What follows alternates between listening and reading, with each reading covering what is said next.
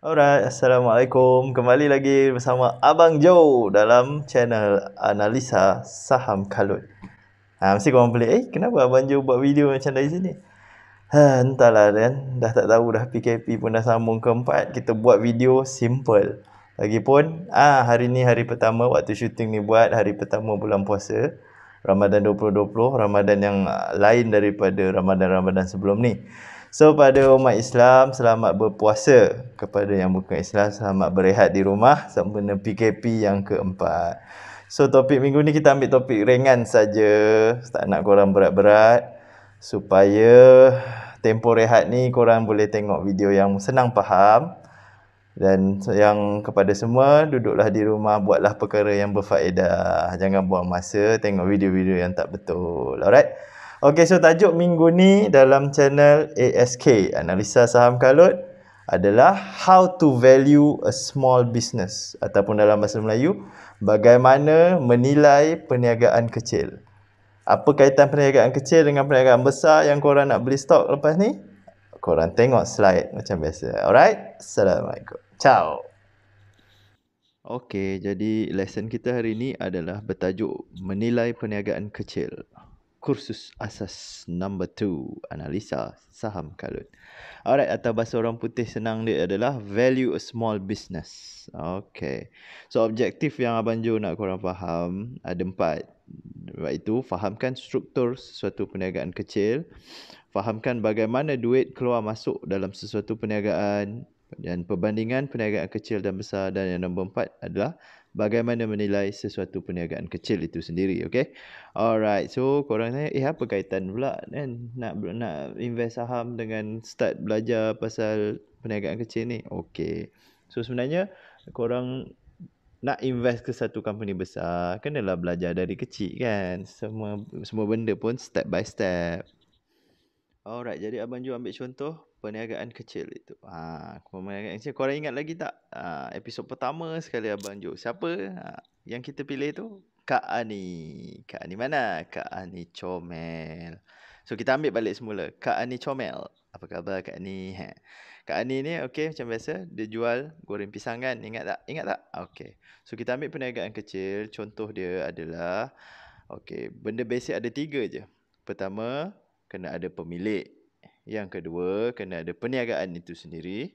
Yang ketiga, kena ada pelanggan dan pembeli. Okey, dalam kes ni, kita ambil contoh, Kak Ani, dia ada perniagaan goreng pisang.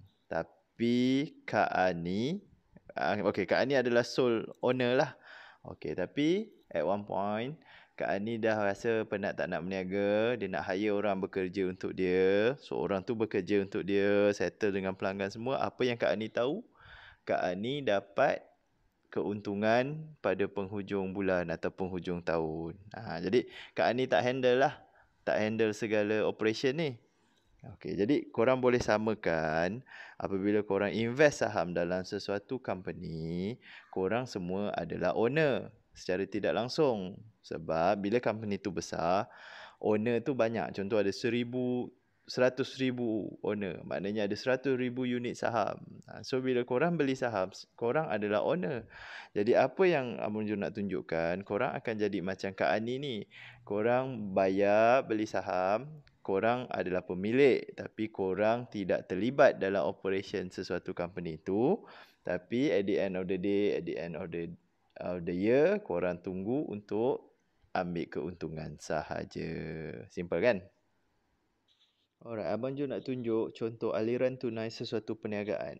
Okey, tapi ni untuk perniagaan kecil. Tapi korang make sure yang dalam perniagaan kecil yang Abang Jo nak tunjukkan ni, terminologi tu korang kena aware. Alright, terminologi dia Abang Jo ada letak kat kanan atas kali ni, kat slide ni. So ada bahasa Melayu, ada bahasa Inggeris. Sebab apa Abang Jo kata terminologi ni penting? Sebab nanti bila korang nak gali report company yang besar untuk korang invest atau beli stok, benda-benda ni korang kena tengok. Maknanya revenue ataupun jualan, revenue cost, cost pendapatan, and then profit before tax, pendapatan sebelum cukai, dan juga yang paling best, earning. Maknanya untuk tengok korang punya keuntungan ataupun penerimaan. Alright?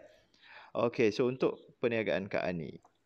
kita ambil contoh, kita tengok average. Kita ambil average Kak Ani punya jualan goreng pisang ni adalah RM50. Alright, RM50 ni datang dari mana? Duit ni datang dari mana? Mestilah datang dari pembeli. Barulah ada sale. Alright. So dari RM50, okay, kita dah tahu Kak Ani sekarang dah tak involve.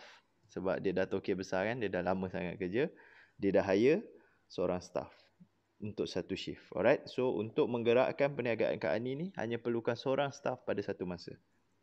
So dari RM50 tu kita tengok tu dari segi jualan. So kita tengok pula dia punya kos jualan. Kos jualan Kak Ani adalah RM35. Kos jualan ni apa?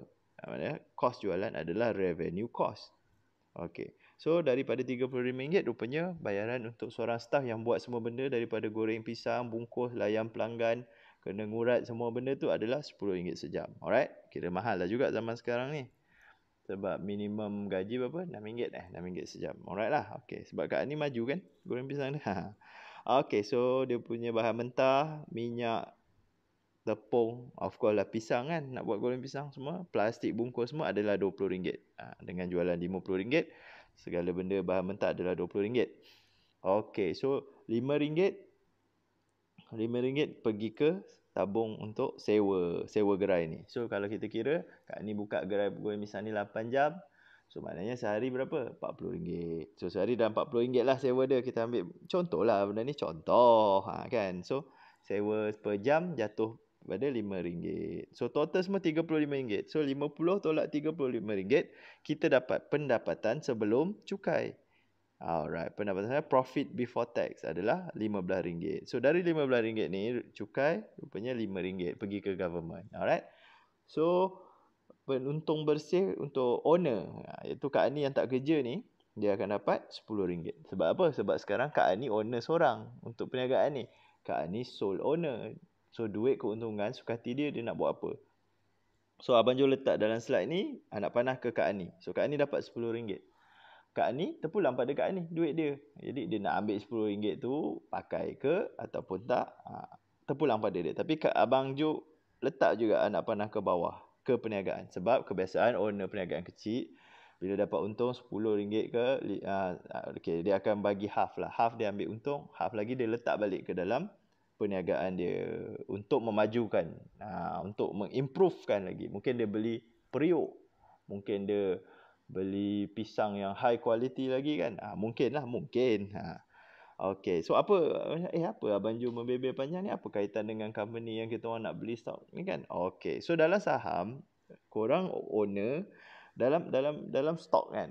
Maknanya bila korang beli counter tu, syarikat tu, korang adalah pemilik, tapi pemilik ni ramai. Jadi dalam kes macam ni kan, untung bersih atau penerimaan, iaitu earning kan, total earning tu. Earning tu korang bukan dapat earning, korang dapat dividen. Jadi baki tu pergi ke balik semula ke dalam company tu. Alright, company tu maknanya apa ni kita panggil, maknanya the money will hopefully add equity to the company lah. Tapi korang dah dapat dividen kan. Sama maknanya kalau seorang owner, duit tu dia ambil sikit, dia letak balik dalam company untuk perniagaan, kelangsungan perniagaan. Alright, simple tak? Kita tak faham? Saya takut tadi korang terlepas kan bila Abang Jo cerita, korang tak nampak. Ni ada slide satu. So maknanya untung bersih atau penerimaan Kak Ani boleh diambil, simpan dalam poket atau guna untuk kembangkan perniagaan. Ni Abang Jo dah ulas lah. Maknanya dia letak balik RM5 dalam perniagaan tadi untuk beli ataupun apa-apa lah, janji perniagaan tu lebih berdaya saing dan maju. Okey, tapi dalam stok maknanya penerimaan dibayar dalam bentuk dividen kepada pemegang saham atau dikekalkan dalam perniagaan sebagai equity. Alright, simple lah. Ada slide ni. Tak payah cerita banyak lah. Ni Abang Jo dah kembangkan tadi kan. Okey. Okey. Abang Jo nak bawa korang ke perbandingan perniagaan kecil dan besar.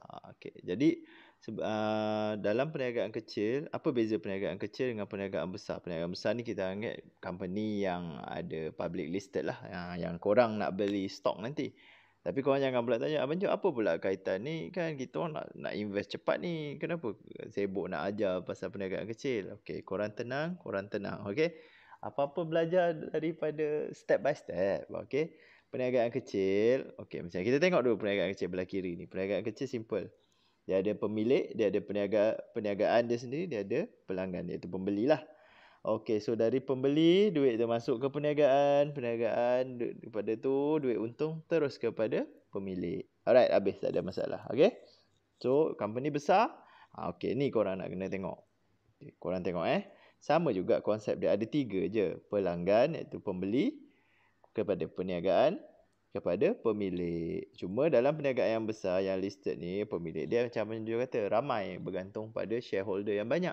Termasuklah korang, walaupun korang hanya beli 10 unit, 10 lot, korang tetap dikira pemilik. Tapi suara korang dalam company ni besar, dia ada board director. Suara korang diwakili oleh board of director. Dalam board of director ni ada macam-macam lah. Ada chairman semua kan.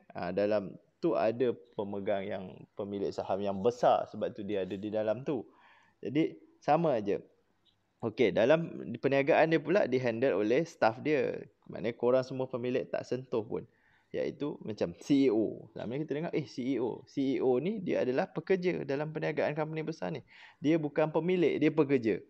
Okey, dia employee. So, korang sebagai pemilik ni yang nak tengok performance CEO ni handle perniagaan korang. Jadi, board of director dia akan jaga kualiti dan perniagaan korang tu agar membuahkan keuntungan.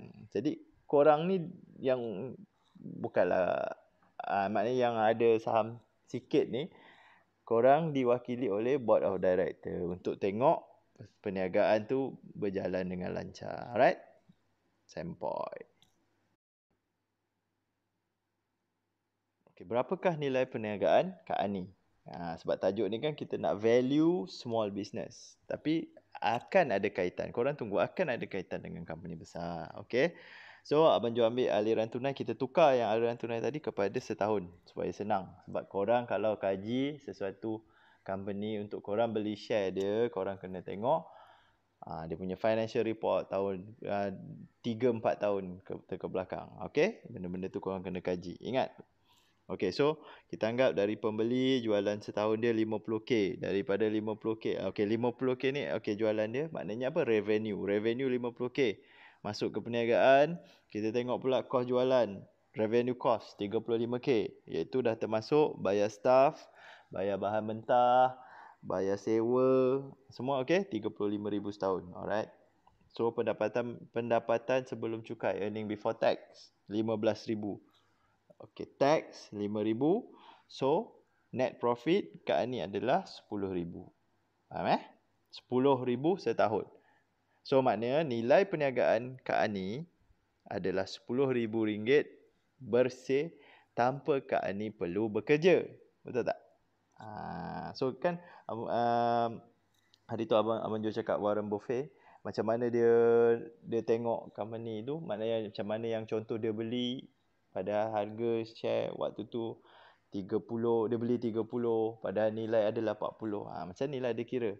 Okey, so tanya kat diri korang, berapakah nilai perniagaan Kak Ani yang korang sanggup bayar perniagaan yang untung bersih goreng pisang ni sebanyak RM10,000 setahun tanpa korang perlu buat apa-apa, staff yang uruskan dengan anggapan risiko dia rendah lah. Takkan tutup dalam ni kan, maknanya semua okey macam biasa. Jualan dia sama setiap tahun. Okey, berapa korang sanggup bayar?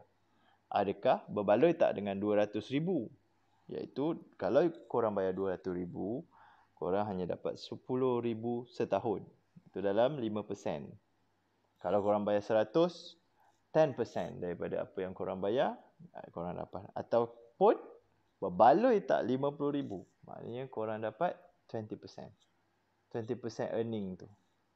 Tak nampak kan? Okey, korang tak nampak lagi kan? Okey, tada.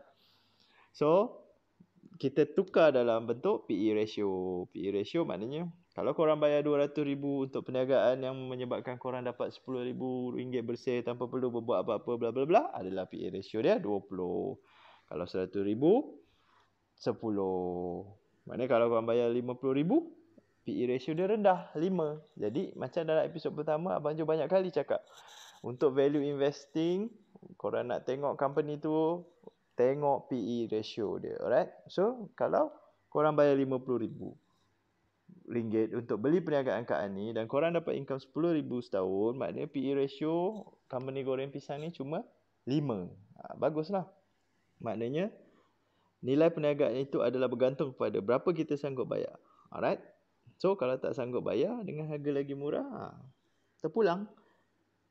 Tak ada siapa paksa. So macam Warren Buffett, dia suka harga bisnes tu, dia hanya akan deeper untuk sesuatu company tu dan dia akan beli kalau PE ratio dia kurang daripada 15. So terpulang pada korang untuk start menggali. Senang je kan.